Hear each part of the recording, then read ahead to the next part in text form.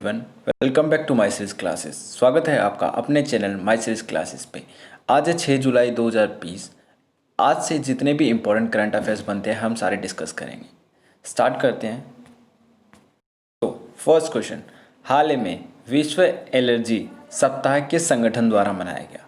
तो इसका आंसर है विश्व एलर्जी संगठन। ठीक है, ये संगठन का ही नाम है। ठीक है, इसके द्वारा मनाया गया। बात करते हैं इस संगठन के बारे में और बाकी सारे ऑप्शंस को भी डिस्कस करते हैं।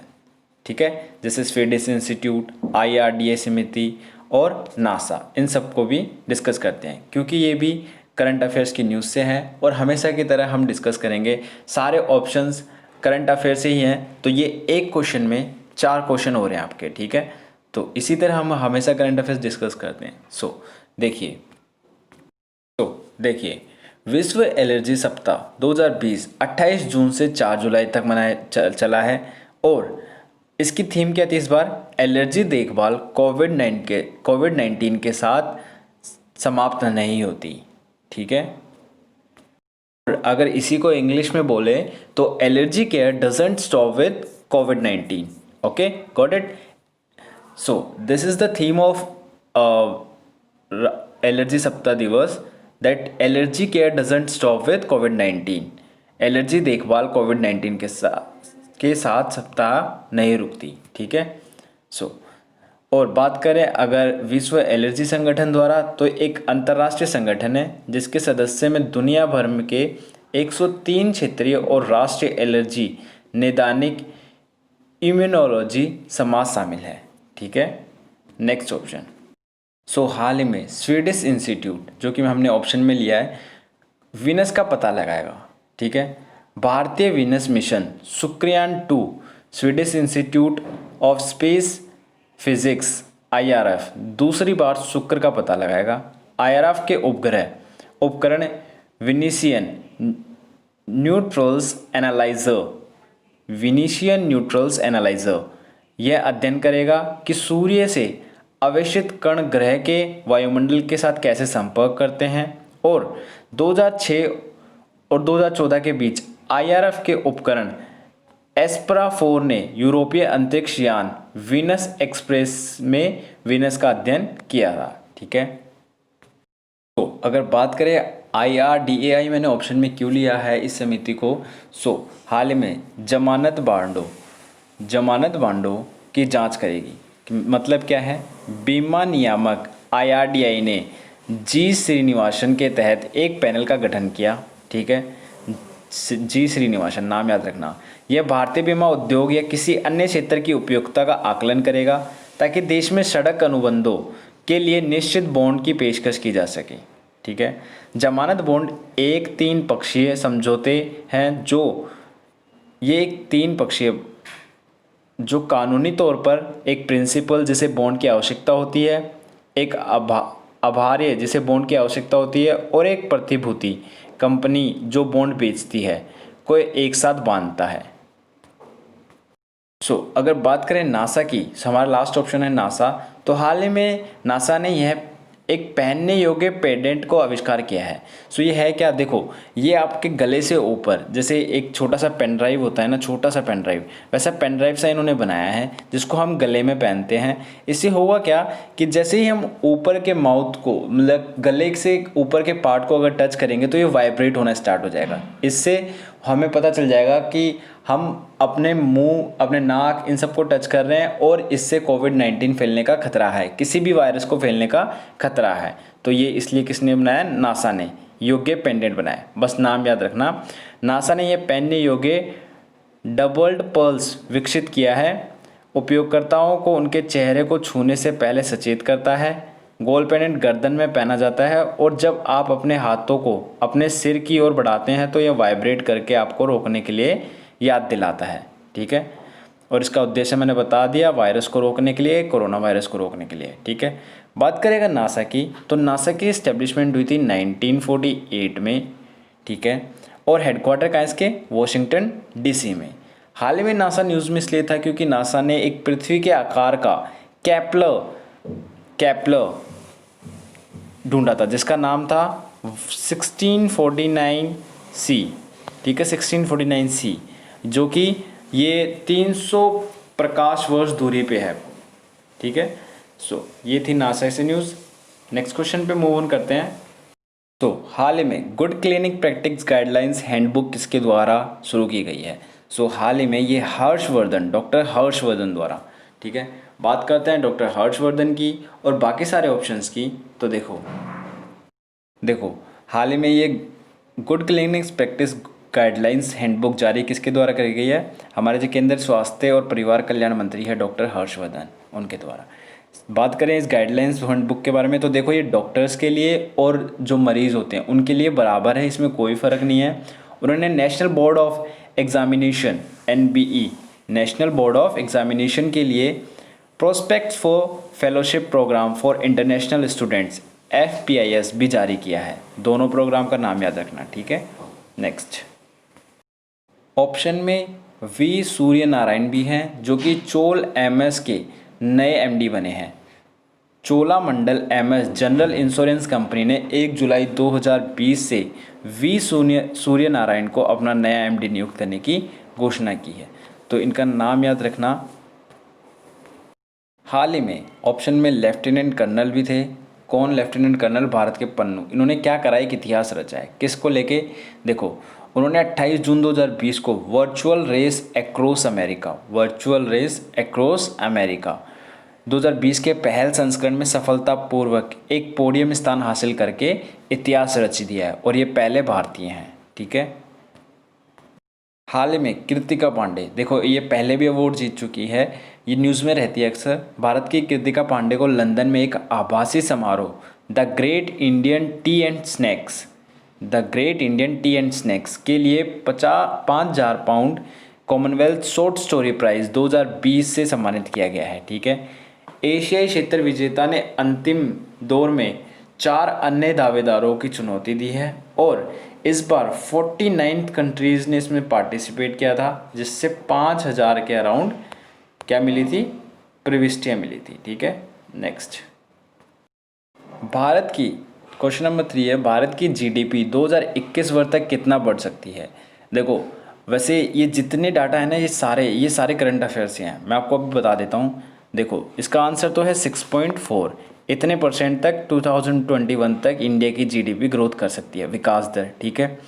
बाकी 4% क्या है? देखो 4% चाइना में जितना भी सोना है, चाइना में जितना भी गोल्ड है, वो सारा नकली है। कितना? 4%। जितना गोल्ड है उसका 4% नकली है। ठीक है। चाइना का माल नकली है। ठीक है। तो 4% कितना? 4% क्या है? गोल्ड नकली है चाइना का। बात करें 38% क्या है, तो देखो 2020 से 30 इम्पोर्टेंट है, याद रखना। ये क्या है? 2020 से 30 जो ई कचरा है, ई कचरा कितने परसेंट बढ़ेगा? 38%। ई कचरा क्या होता है? वेस्ट लैपटॉप, वेस्ट आपके वेस्ट जितने भी वो होते हैं, कंप्यूटर्स, माउस, सब कुछ जो भी इलेक्ट्रिक चीज़ें जो वेस्ट होती हैं, जो ई कचरा जिनको में काउंट होता है। ठीक है। सो ये बढ़ेगा। हमने 3 चीज़ें डिस्कस कर ली, 4%, 38%, 6.4%। और बात करें 2.8% की, तो देखो 2.8% क्या है? तो देखिए वित्त वर्ष 2020 में ब्राह्म ऋण 2.8% RBI क्या है? मार्च 2020 तक भारत का ब्राह्म ऋण सालाना आधार पर 2.8 बढ़कर 558.5 बिलियन डॉलर हो गया है, जबकि इसका चालू खाता अधिवेश 0.6 बिलियन डॉलर हो गया है। ठीक है। ये RBI द्वारा जारी की गई है। तो नेक्स्ट क्वेश्चन पे मूव ऑन करते हैं। हाल ही में किस राज्य की सरकार ने मंत्रिपरिषद के संवैधानिक सीमा का उल्लंघन किया है? संवैधानिक सीमा का उल्लंघन इस तरीके से किया है, देखो जैसे किसी कैबिनेट में, संविधान में रूल है कि एक कैबिनेट में इतने मंत्री चुने जाएंगे, लेकिन उससे ज़्यादा मंत्री चुने जाएं तो वो संवैधानिक सभा का उल्लंघन हो जाता है। तो इसी तरह मध्य प्रदेश में ज़रूरत से ज़्यादा लोगों को नॉमिनेट किया गया, सो इसलिए ये क्या हुआ है? संवैधानिक सीमा का उल्लंघन हुआ है। ठीक है। अगर बात करें महाराष्ट्र, इसका आंसर है मध्य प्रदेश। बाकी बात करें बाकी ऑप्शंस की, तो देखो दिल्ली में हाल ही 31 लाख वृक्ष लगाने का एक अभियान शुरू हुआ है। ठीक है, वृक्ष लगाओ पर्यावरण बचाओ, मैंने आपको कल भी बताया था। ठीक है, महाराष्ट्र में क्या हुआ है देखो हाल ही में, तो महाराष्ट्र में हाल ही एक त्यौहार मनाया गया है। उस त्यौहार का नाम क्या है? आषाढ़ी, आषाढ़ी, आषाढ़ी। ठीक है, इस त्यौहार का नाम है आषाढ़ी एकादशी त्यौहार। ये कहाँ मनाया गया है? महाराष्ट्र में। और इसमें कौन से भगवान की पूजा की जाती है? भगवान पिट्ठल की पूजा की जाती है। ठीक है, नेक्स्ट क्वेश्चन। हाल ही में ईरान ने किस देश पर अपने परमाणु संस्थानों पर साइबर हमले का आरोप लगाया है? तो हाल ही में इजराइल, ईरान ने कहा है कि इजराइल मेरे जितने भी परमाणु संस्थान हैं उन सब पर साइबर हमला कर रहा है, मीन्स उन सब पर निगरानी रख रहा है। ये है इजराइल। देखो वैसे ये एक कॉन्फ्लिक्ट सा है, क्योंकि ये रिपोर्टर्स के द्वारा की गई एक साजिश है, क्योंकि ईरान ने अभी ऑफिशियली ऐसी अनाउंसमेंट नहीं की है। ठीक है, बाकी ऑप्शंस को डिस्कस करें। चीन से न्यूज़ थी, मैंने आपको बता दिया। यहाँ पे सोना 4%, जितना सोना है उसका 4% सोना नकली है। ठीक है, बात करेगा टर्की की, तो टर्की में एक बहुत ही बड़ी फेमस प्रतिष्ठित हागिया सोफिया संग्रहालय है। क्या है? हागिया सोफिया संग्रहालय। इसको नोट डाउन कर लेना, हागिया सोफिया संग्रहालय। उसको क्या कर रहे हैं, ये मस्जिद में बनाने का निर्णय लिया है, उसको मस्जिद में बदलने का निर्णय लिया है। ठीक है, तो वो थे इंपॉर्टेंट क्वेश्चंस आज के। बात कर रहे हैं इंपॉर्टेंट वन लाइनर्स की। तो देखो हाल ही में हमारे उपराष्ट्रपति वेंकैया नायडू ने भारत का पहला आधिकारिक सोशल मीडिया ऐप लॉन्च किया है, जिसका नाम है एलिमेंट्स। देखो अब जैसे ही हो सकता है चाइना भी काफ़ी चीज़ें इंडिया से बैन कर दे। ठीक है, क्योंकि काफ़ी सोशल मीडिया ऐप्स इंडिया के नहीं हैं, राइट। हो सकता है कि चाइना भी कुछ ऐप्स को बैन करे जैसे इंडिया ने किया है। हमारे पहला सोशल ऐप जिसको हम कह सकते हैं हमारा इंडिया का खुद का कोई सोशल ऐप है, वो कौन सा है? एलिमेंट्स। नाम याद रखना बहुत इंपॉर्टेंट है। हाल ही में आकाशवाणी ने पहला संस्कृत समाचार कार्यक्रम शुरू किया है, जिसका नाम है संस्कृत सप्तकेकी। सप्तकेकी मीन्स साप्ताहिक। ये सप्ताह में एक बार संस्कृत पे समाचार आएंगे, और किसके द्वारा स्टार्ट किया गया? ये आकाशवाणी द्वारा।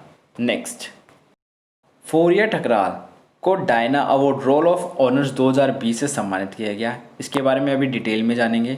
हाल ही में प्रधानमंत्री नरेंद्र मोदी ने सीनो विवो प्लेटफॉर्म को छोड़ने का ऐलान किया। ये सीनो विवो प्लेटफॉर्म आपने सुना नहीं होगा, बट जैसे सारे नेता ट्वीट करते हैं, ट्विटर को यूज़ करते हैं, वैसे ही ये एक प्लेटफॉर्म है जो कि चाइना का है।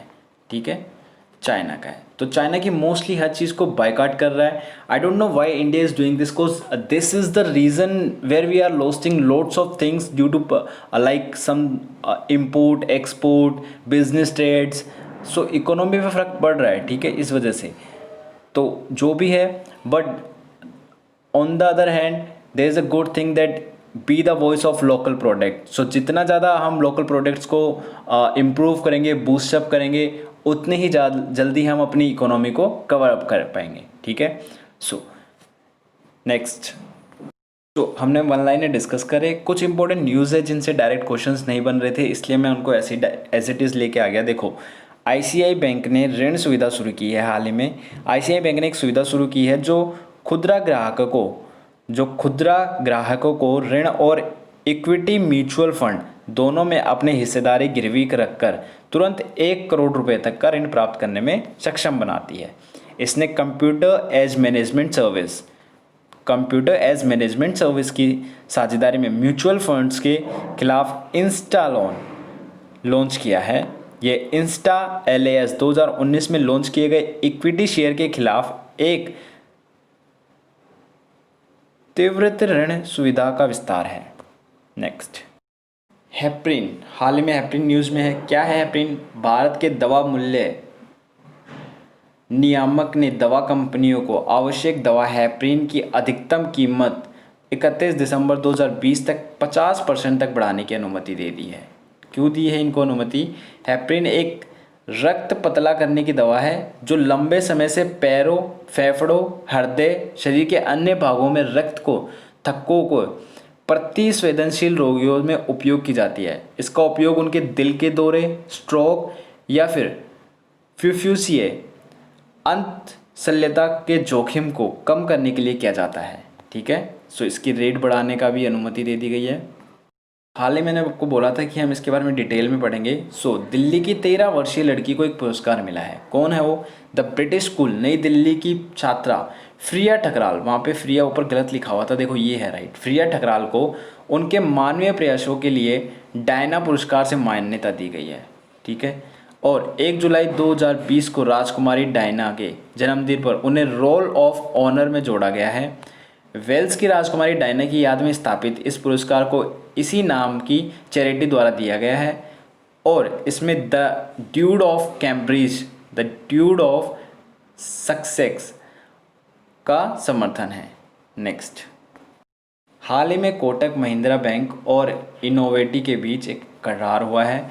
कोटक महिंद्रा बैंक और इनोवेटी पेमेंट सॉल्यूशंस ने हाल ही में इनोवेटी पीओएस टर्मिनल पर स्वाइप किए गए कोटक डेबिट कार्ड्स पर सुविधाजनक समान मासिक किस्तों पे ईएमआई के बिलिंग विकल्पों में पेशकश करने के लिए सहयोग किया है। सो ये कुछ इनका बिलिंग से रिलेटेड है। ठीक है, एचडीएफसी बैंक जिप ड्राइव ऋण की पेशकश करेगा। एचडीएफसी बैंक ने भारत के 1000 शहरों में ग्राहकों को zip drive instant auto loan देने की अपनी योजना घोषणा की है। ठीक है, सिर्फ उसका नाम याद रखना, जिप ड्राइव एचडीएफसी बैंक का इंस्टेंट ऑटो लोन डिसर्सल उत्पाद है जो विशेष रूप से प्री अप्रूव्ड ऑफर वाले बैंक ग्राहकों के लिए है। हाल ही में एशियन डेवलपमेंट बैंक एनजीएफसी में शामिल हुआ है।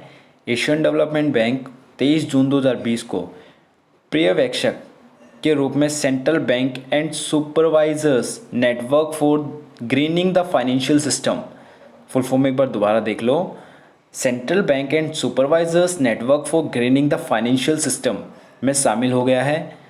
एनजीएफएस के 12 दिसंबर 2017 को पेरिस वन प्लेनेट समिट में लॉन्च किया गया था। ये केंद्रीय बैंकों और पर्यवेक्षकों का एक समूह है जो सर्वोत्तम प्रथाओं को साझा करने और वित्तीय क्षेत्र में पर्यावरण के विकास में योगदान करने के लिए तैयार है।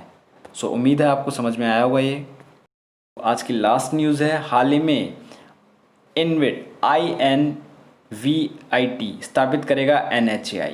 राजमार्ग क्षेत्र में निवेश सुविधा के लिए NHAI एक infrastructure investment trust infrastructure investment trust स्थापित करने की प्रक्रिया में है। यह देश में किसी भी सरकारी संस्था द्वारा प्रायोजित किया जाने वाला पहला इनवाइट होगा। इसके निवेश प्रबंधक बोर्ड अध्यक्ष और 2 स्वतंत्र निदेशकों की नियुक्ति के लिए एक खोज समिति का गठन किया गया है। So that's all from my side. That was the current affairs of today and if you are watching my video, if you watch my full complete video, please do like, share and subscribe my channel. Okay, thank you so much. Have a nice day.